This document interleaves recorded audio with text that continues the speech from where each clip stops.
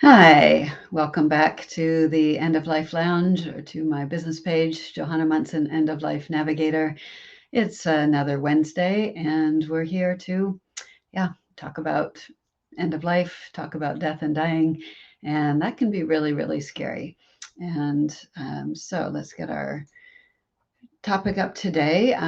It is my pleasure to introduce this card game called the Death Deck.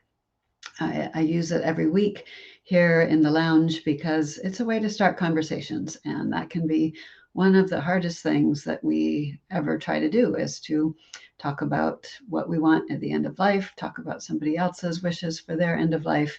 And using this card game is a great way to start those conversations. Uh, so today's topic is a big one. What scares you the most about dying? Well, that could be a lot of things. Sometimes just the word itself, dying, death, that in itself is scary because it's unknown. And we, as humans, we don't like to not know what's coming next. Sometimes we might be able to change our thinking and think of it as an adventure. As my mom said before she died in 2007, she was a hospice volunteer. And I met with one of the women that she worked with after her death, and she said, "Oh, your mom was wonderful." She said, "It's all an adventure." So maybe we can have that point of view. So with these cards, today's card is a multiple choice one.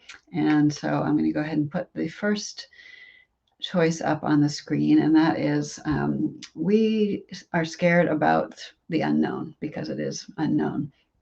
And there are a lot of cultural taboos about talking about death. Sometimes cultures even say if you talk about death or you plan for death, that's going to make it come quicker. Well, we don't know, of course, when and how um, we might end, what might be the end of our lives. There are taboos about it that if a owl calls in the night, somebody's going to die. So it's very, very much an unknown. Sometimes if you have grown up in a traditional religion, you might have a framework for what happens after death, knowing that there is heaven is a good thing. Knowing that there's a possibility of hell is not so great. Um, I am in the Unitarian Universalist tradition where we believe that all are welcomed into an afterlife, and it's there's no punishment, there's no judgment. It's a place to reflect back on your life. And I personally believe in reincarnation. And so that for me gives me some peace of mind. But so fear of the unknown is not my biggest reason for, biggest thing that I'm scared about.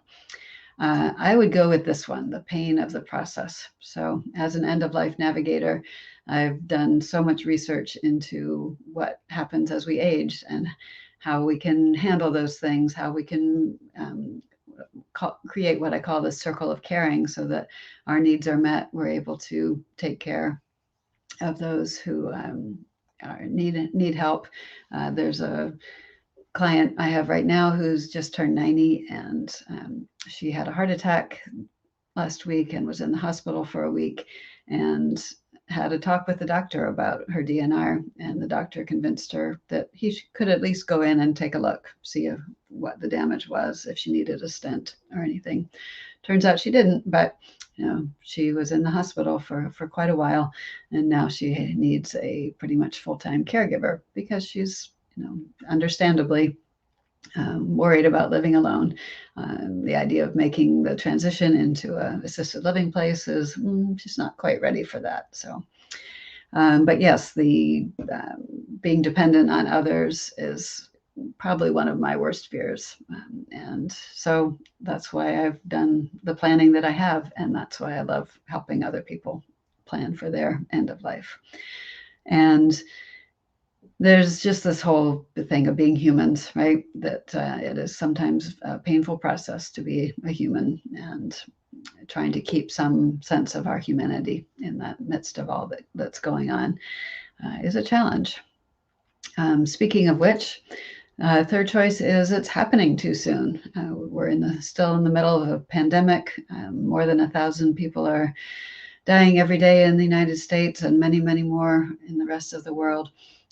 I feel like I'm just growing into my potential. I'm in my late 50s, and here I am, starting out on this new path, and it's so exciting. And I don't want to stop. I want to keep going. I want to spread the word about how much peace of mind and how much what a gift it is to our loved ones to do this, have these conversations, to do this planning. And so maybe there's a little bit of that now that I think about it, that might be closer to the top on my list.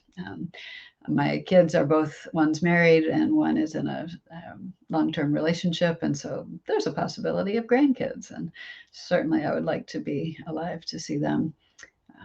But as I mentioned, when I was talking about the pain or the fear of the unknown, I do believe in reincarnation. And so there's a chance that I would have another go round at what we call life. So please let me know in the comments what your what scares you the most about dying, or maybe it's something completely different. And thank you so much for taking the time to watch this video. And I'm excited to get some new programs out pretty soon, so be on the lookout for those. The Fast Track Your Living Will masterclass is in its starting its third week tomorrow, and so those students are taking action. They're getting these important steps taken so that they can find peace of mind. So reach out if you would like more information, and I will see you next week. Remember, planning brings peace, and that is my wish for you.